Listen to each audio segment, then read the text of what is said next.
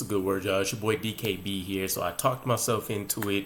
I'm giving you guys my Eagles versus Jets breakdown, and more so the keys to us getting a huge upset victory. And starting the season off the way that we did and seeing some of those early Zach Wilson performances, it would have been hard pressed for you to consider us being 500 before we get to our bye week. So it's a huge blessing to just think that we can knock off the almost Super Bowl champs and save our season and put us in prime position for a late playoff push as well. But nonetheless, so we had the Eagles up. As mentioned, they were supposed to be Super Bowl darlings last year. They look like they're well on their way, right? This would be the second year in a row, back-to-back seasons where they could possibly start off 6-0 for the season. And they're displaying a lot of what we saw last year, right? They're able to hold on to the ball. They control time of possession very well. They run the ball effectively. They have two number one wide receivers, a strong tight end in Dallas Goedert, and they look like they have an offensive line that could be full of Hall of Fame caliber players. So really, there's very few weaknesses realistically with this team, especially if they're able to hold on to leads and continue that time of possession dominance. But there are still some chinks in the armor, and these are things that, I would say deep-rooted cracks, right?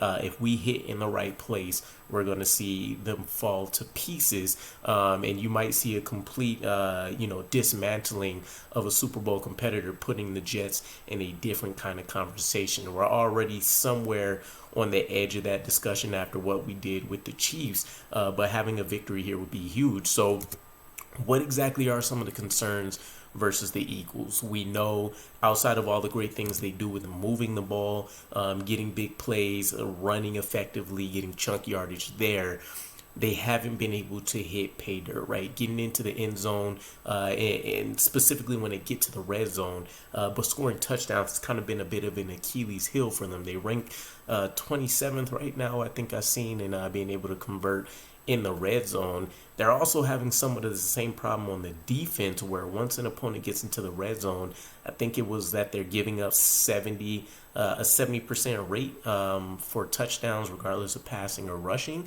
And I'm assuming most of those are going to be passing, right, with the way they run defense, having that elite top notch there for them. But those are great starting points, considering the Jets have been able to get a pretty solid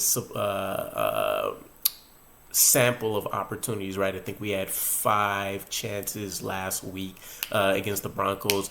Bit of Achilles heel for us as well, but still, when you put up a weakness against a weakness, somebody's going to falter. I would give the edge to the Jets and the weaponry that we have. So for starters, this is going to be a week where we're going to need to rely on Zach Wilson, probably as much, if not more so, than we did against Kansas City. And this is because the Eagles don't have the same efficient caliber defense, and I think that's probably the best way to put it. They're still dominant. They're still elite. They still have a ridiculous front seven. They still have some playmakers on the back end, but they haven't been as effective overall as what we saw from last year. So there are some vulnerabilities. Obviously, if you're, towards the upper half of the league and giving up red zone touchdowns, there's going to be some concerns. We also may be the benefactor of some injuries this week as well. I know that on the injury report so far, they have Justin Evans, their safety. He didn't practice. Darius Slay, their cornerback, didn't practice. They have Fletcher Cox, who was limited, N'Kobe Dean, who was limited, Rashad Penny, looks like he ended up practicing in full, but then Jalen Carter popped up with an ankle, which would be very huge to have some of those key players not having to necessarily game plan for them, right? They still have some pretty adequate replacements behind them when you talk about, Jordan Davis and stuff like that. But nonetheless, we may be able to catch a break in terms of some of those top tier guys.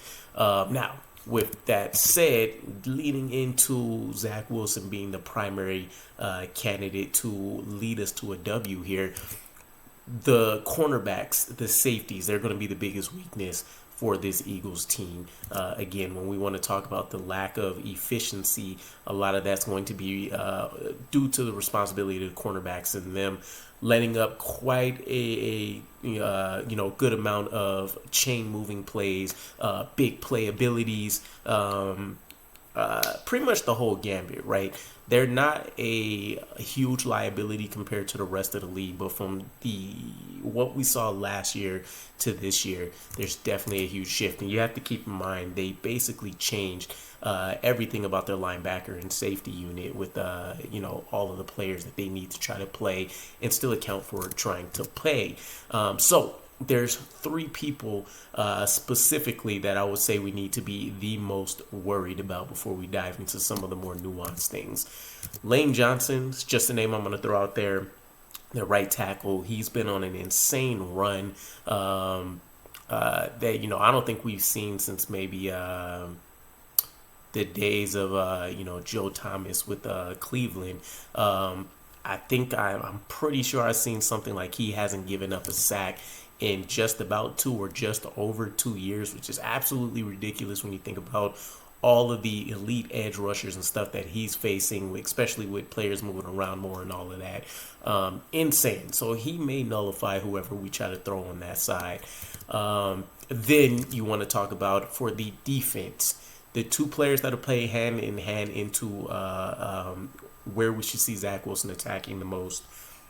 Linebacker Zach Cunningham for them. He's statistically the worst coverage defender in the NFL, right? He's giving up. I know people keep throwing out these EPA numbers, which is expected points allowed or average, something like that, or above expectation, basically.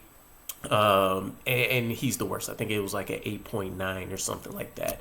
But basically, he's a huge liability in that Eagles linebacker room, and we just so happen to have a bevy of weapons, right?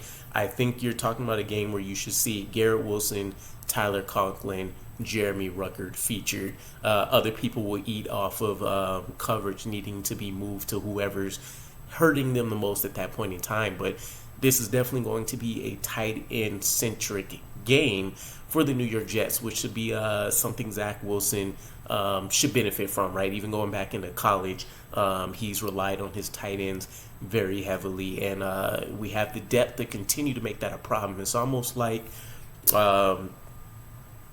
it's almost kind of like having the same problem with our defensive line, right?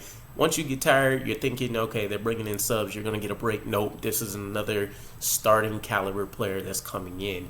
The only person I will say probably won't see a ton of benefit from is going to be CJ, but we know, his limitations. So Zach Cunningham's going to be a target for us, and then oddly enough, if he does find a way to suit up to play, you're talking about Darius Slay being a liability for that team. He's gone from elite to, let's just say, average, maybe, worst case scenario. He's definitely one of their worst coverage cornerbacks at the moment. He's giving up, within the last 5 to 6 years, his second highest passer rating, which happens to be over 100. His second highest yards per completion, which was 12.1 so far last I checked. And then his second highest completion percentage, which I think is around 66%. And we just seen him get torched for 10 of 11 catches against the Commanders. And they do have an offense that's built around a lot of speed and stuff with what they built. When you want to talk about Terry and Jahan Dotson over there. But nonetheless, what we're talking about here is we need to come out fast and furious, right? We need to target our tight ends pretty often, pretty heavily. And then we need to go back into that Chiefs offensive mode where we were throwing more so on first down and we were opening up play action, stuff like that. One of the trends that we've seen so far with the Eagles when they've struggled against some very inferior opponents on paper is that the Commanders and the Patriots have given them the most problems. I want to say the average in first half throws for both of those teams were 21. I have it listed here somewhere. Yeah, the Commanders had 19, the Patriots had 24. So 21 is going to be the target number that we want to see Zach Wilson be somewhere around by the time the first half is over. The reason is we can't go out there with a run-oriented approach this game against the #1 run defense in the league. We're not set up for success, even though in our own wins, we've seen Breece Hall average 152 yards over those 2 wins. Again, top-ranked defense against the run versus, not a top-ranked rushing attack, but we're just opening things up with Breece Hall. So let's not put him in a losing situation. One of the shifts that you do see with the Eagles is that once they kind of get beat down in the first half of games, in the second half you see some more opportunities for teams to hit big on a couple of run plays and loosen some things up. You take a look at the Patriots and the Commanders.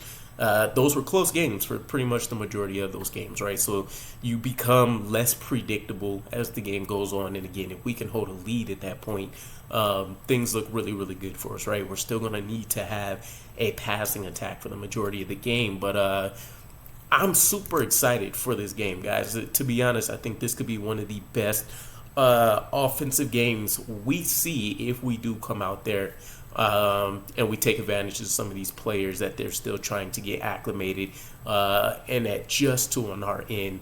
I will hope that we see Jeremy Ruckert out there for hopefully a season high in snaps. Let him and Tyler Conklin go out there and decimate the linebacker and safety unit for them. Again, hopefully some of those injuries, if people don't have to suit up to begin with, helps us out. But Garrett Wilson's going to eat. I'm hoping Tyler Conklin, Jeremy Ruckert follows, and then we kind of see everybody else fall into place as plays open up. But let me know what your guys' thoughts are about the, my game plan for how we attack things here, and kind of what your expectations around this Eagles game is. And I'll catch you guys again. Peace.